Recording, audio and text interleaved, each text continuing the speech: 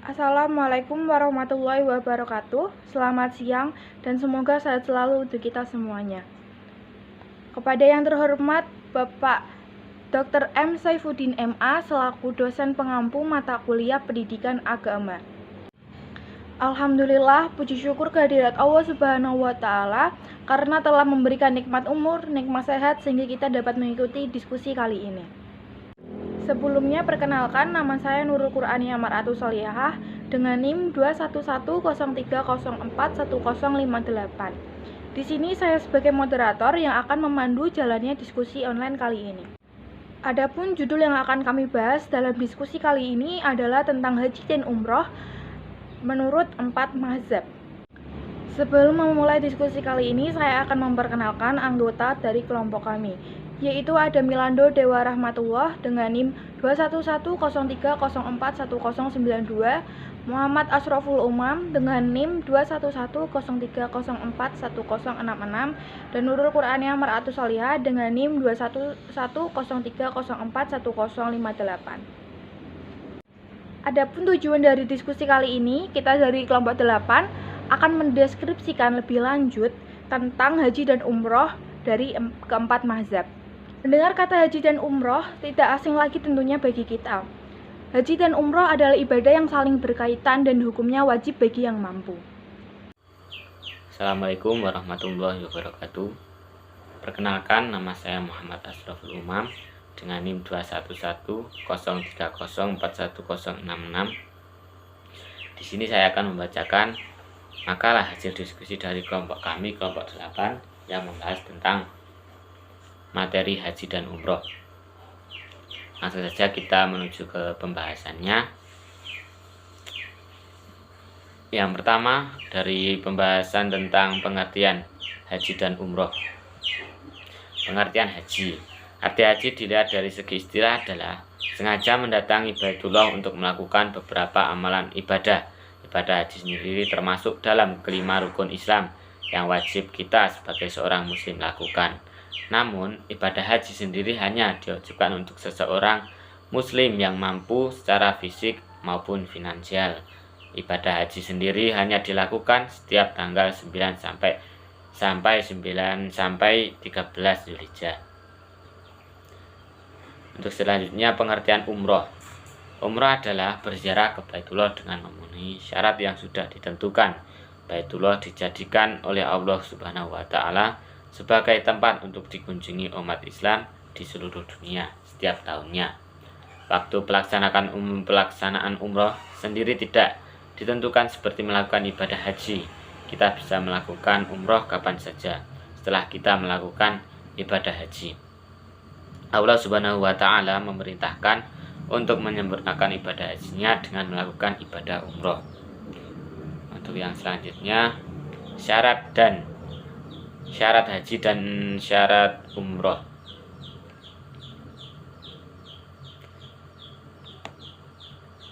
Syarat haji dan umroh adalah syarat yang harus dipenuhi seseorang untuk memenuhi ibadah haji dan umroh. Jika seseorang tersebut tidak memenuhi syarat tersebut, maka ia tidak dikenai kewajiban untuk melaksanakannya.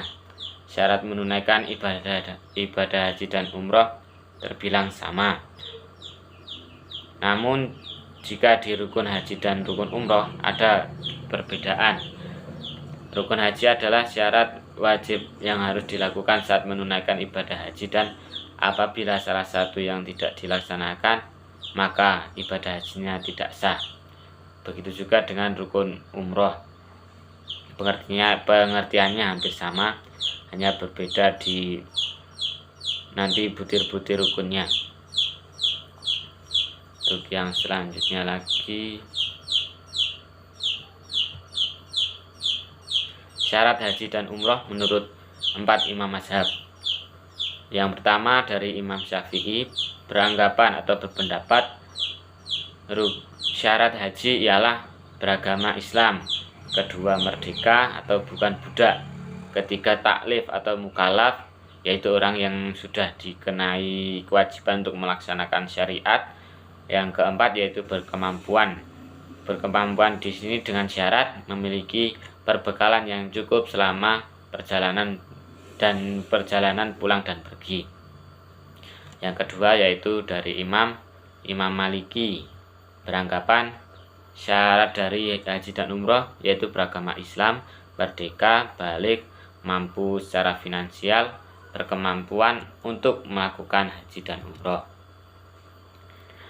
Yang ketiga yaitu dari Imam Hambali, ini hampir sama namun lebih kompleks, yaitu beragama Islam, berakal sehat, balik di sini apabila seorang yang haji tersebut anak kecil maka boleh, namun pada saat ia dewasa tetap dikenakan kewajiban hajinya apabila dia telah mampu.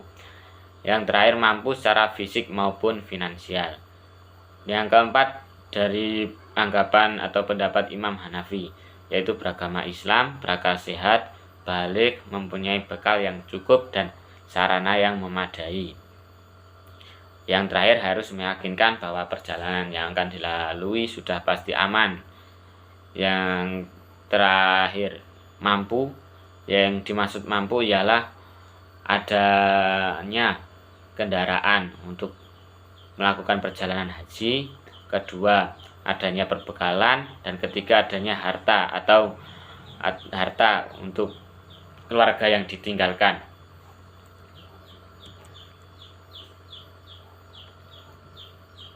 Dari semua imam mazhab tersebut menambahkan pendapatnya seperti Imam Syafi'i, Imam Maliki, Imam Hambali, dan juga Imam Hanafi. Mereka sepakat tentang ketentuan tambahan, yaitu untuk perempuan.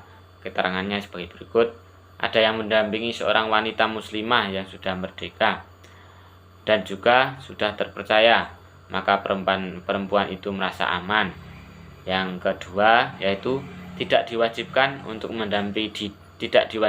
untuk didampingi suami atau mahramnya apabila sudah ada teman yang dianggap aman, baik teman itu wanita muda ataupun tua. Yang ketiga ialah sudah terlepas dari keadaan iddah, yaitu masa di mana perempuan yang telah diceraikan oleh suaminya, baik diceraikan mati ataupun diceraikan saat suaminya masih hidup. Kemudian berbeda dengan syarat yang sama, haji dan umroh memiliki rukun yang berbeda. Berikut rukun menunaikan ibadah haji dan umroh. Yang pertama, rukun haji menurut 4 imam mazhab. Dari Imam Syafi'i. Imam Syafi'i berpendapat bahwa rukun haji ada 6, yaitu diantaranya 1 ihram, 2 tawaf ifadah, 3 sa'i, yang keempat wukuf di Arafah, dan yang kelima memotong rambut atau tahallul, yang keenam tertib atau berurut-urut. Kemudian pendapat yang sama dilontarkan dari Imam Maliki dan Hambali, yaitu mereka beranggapan rukun haji ada 4, yaitu ihram, kedua tawaf ifadah, ketiga sa'i, dan 4 wukuf di Arafah pada saat hari Arafah. Yang ketiga yaitu pendapat dari Imam Hanafi yang mungkin berbeda dari pendapat imam lain. Beliau hanya mengajukan pendapat 2 rukun dari haji.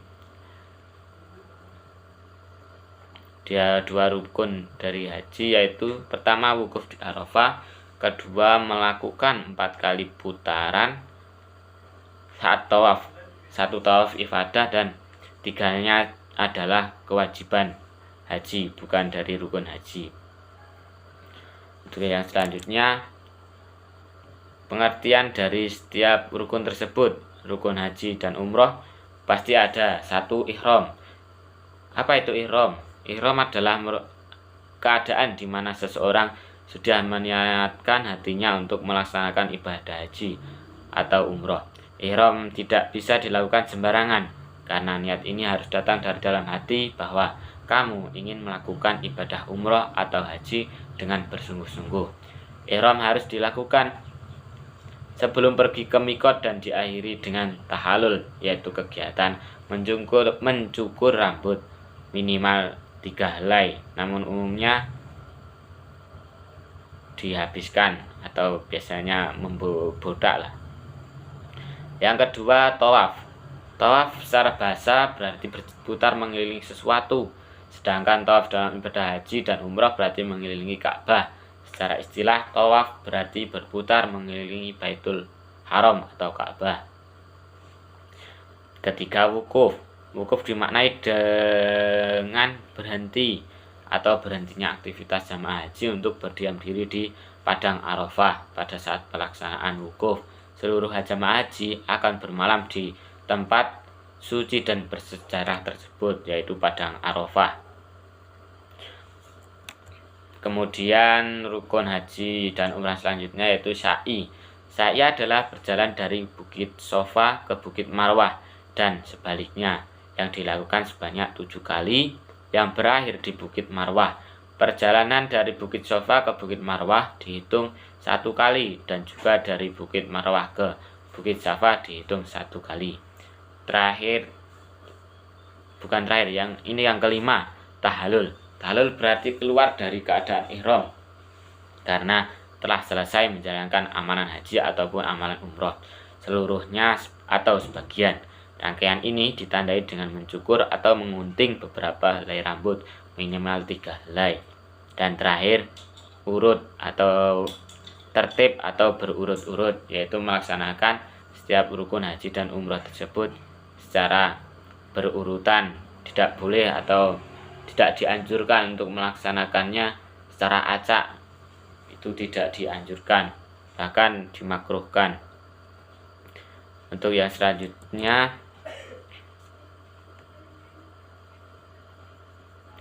rukun umroh.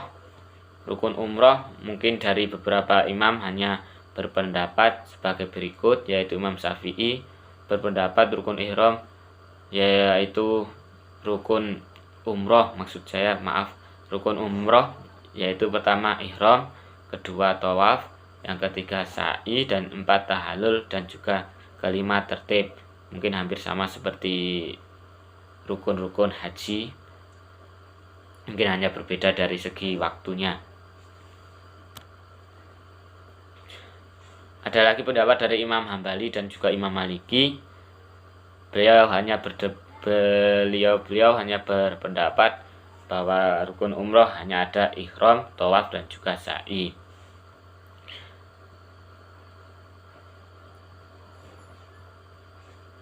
Mungkin cukup di sini pembahasan dari saya. Maka akan dilanjutkan pembahasan berikutnya oleh rekan saya dari kelompok 8. Sekian, terima kasih. Di sini saya ingin mempresentasikan tentang kesunahan dalam haji dan umroh menurut 4 imam mazhab. Adapun kesunahan haji diantaranya adalah kesunahan yang berhubungan dengan ihram, tawaf, wukuf, dan sa'i. Kesunahan ini telah ditemukan dalam pembahasan tentang hal-hal yang dituntut dikerjakan oleh orang yang berniat ihram sebelum memulai menjalankan ihram.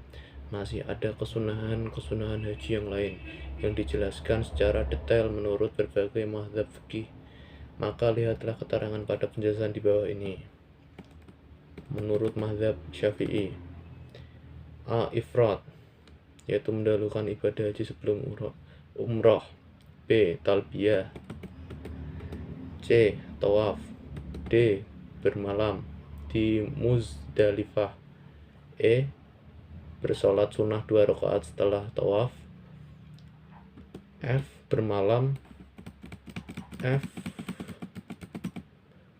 di Mina. G. Tawaf wada, tawaf ketika hendak keluar dari Makkah. Dan H. Dan wajiblah pria ketika ihram mengenakan pakaian tak berjahit dan mengenakan kain dan selendang putih. Ini menurut gaul yang terkuat seperti diterangkan dalam menurut mazhab Maliki. 1. Disunahkan bagi calon haji untuk mandi terlebih dahulu sebelum berihram. 2. Disunahkan bagi calon haji untuk mengalungkan hewan sembelihnya jika dia membawanya saat itu. 3. Dianjurkan bagi calon haji untuk mengenakan pakaian bawah, pakaian atas, dan alas kaki. Keempat, sunnah lainnya adalah melaksanakan sholat 2 rakaat sebelum berihram jika waktunya tidak terlarang untuk melakukannya. Namun jika terlarang, maka hendaknya menunggu sebentar hingga waktu terlarang itu berakhir. 5. Disunahkan pula bagi calon haji untuk mengiringi ihramnya dengan ucapan talbiyah. Tetapi meski hukum mengiringinya sunnah, namun talbiyah itu sendiri hukumnya wajib. Menurut mazhab Hambali, disunahkan pula baginya untuk membersihkan tubuh sebelum melakukan ihram, yaitu dengan cara mencukur rambut, memotong kuku, dan juga menghilangkan bau-bau yang tidak sedap. B. Disunahkan pula baginya untuk mengenakan wewangian pada tubuhnya namun tidak pada pakaiannya. Tetapi jika dia memakainya wangian pada pakaiannya, maka hal itu tidak berpengaruh selama dia selalu mengenakan ihramnya dan tidak melepaskannya. Karena jika dia melepaskan ihramnya, maka dia tidak boleh mengenakannya lagi sebelum dia mencucinya. C. Disunahkan pula baginya untuk melakukan sholat fardu atau sholat sunnah sebelum berihram, selama waktunya bukan waktu yang terlarang untuk melakukan sholat sunnah. D. Disunahkan pula baginya untuk menentukan ibadah yang akan dilaksanakan ketika berihram, apakah dia hendak melakukan umroh atau hendak melakukan haji, atau dia hendak melaksanakan keduanya. Menurut mazhab Hanafi, A. Mandi hukumnya sunnah mu'akkad dan dapat digantikan dengan berwudu untuk mendapatkan sunnahnya, namun mandi lebih afdal daripada hanya berwudu. B. Memotong kuku, mencukur rambut atau bulu lain yang diizinkan semisal kumis. Hal ini dilakukan sebelum melakukan mandi. C. Mengenakan pakaian bawah dan pakaian atas. Pakaian bawah yang dimaksud adalah pakaian yang menutupi aurat laki-laki bagian pusat hingga lututnya, sedangkan pakaian atas yang dimaksud adalah pakaian yang menutupi punggung, dada, dan bahu. D. Mengenakan wewangian di tubuh dan pakaian dengan wewangian yang tidak berbekas. E. Mengucapkan dengan lisan ucapan yang sesuai dengan niat di hatinya. Hal-hal yang membatalkan haji dan umroh menurut 4 imam mazhab. Ibadah haji menjadi rusak disebabkan meninggalkan salah satu rukun dan rukun-rukunnya. Haji berdasarkan keterangan yang detail yang ditemukan menurut berbagai mazhab fikih. Menurut di bawah ini penjelasannya. Yang pertama, A. Menurut mazhab Maliki, berhubungan intim dapat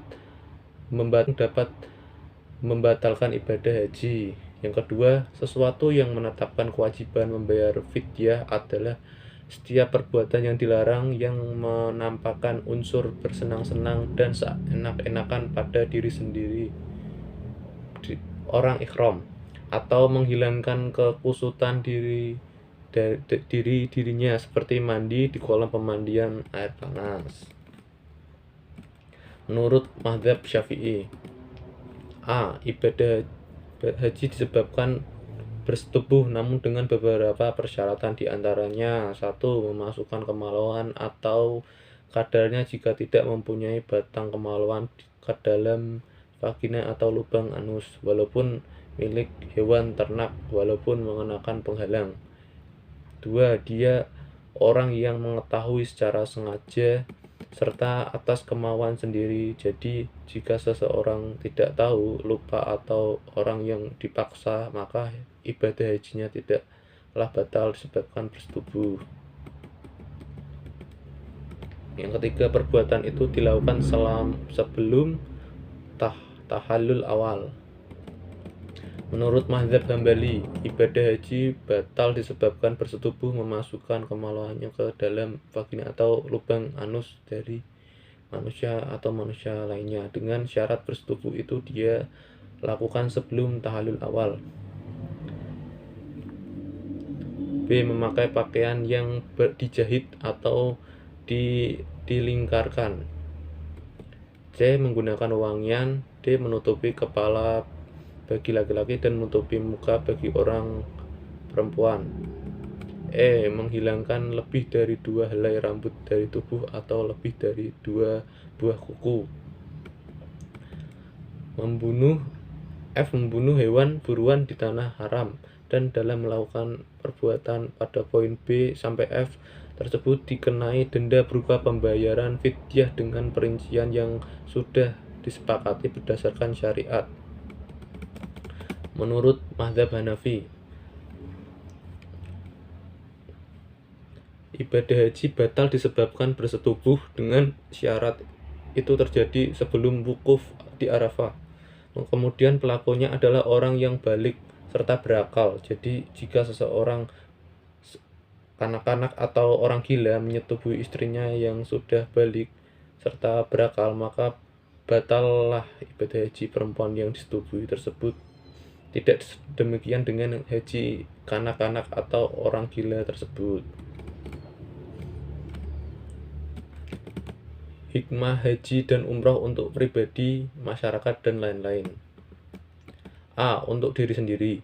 1. Mensucikan diri dari perbuatan maksiat dan menghapus dosa kecil. Yang kedua, diampuni segala dosa kecuali dosa yang berkaitan dengan hak sesama manusia, sebab harus diselesaikan terlebih dahulu. 3. Melatih diri sendiri untuk lebih sabar dan lebih disiplin. Keempat, keimanan lebih meningkat karena menepati janji untuk datang ke Baitullah. 5. Mendorong diri untuk rela berkorban dan lebih perhatian terhadap sekitar. 6. Meningkatkan rasa syukur terhadap Allah Subhanahu wa Ta'ala. B. Manfaat untuk umat muslim. Mempererat tali persaudaraan untuk sesama muslim di seluruh dunia. Yang kedua, meningkatkan rasa persaudaraan antar muslim di seluruh dunia. Yang ketiga, mengutamakan kepentingan agama di atas kepentingan pribadi. 4. Media untuk berdakwah dalam rangka menyebarluaskan agama Islam ke seluruh dunia.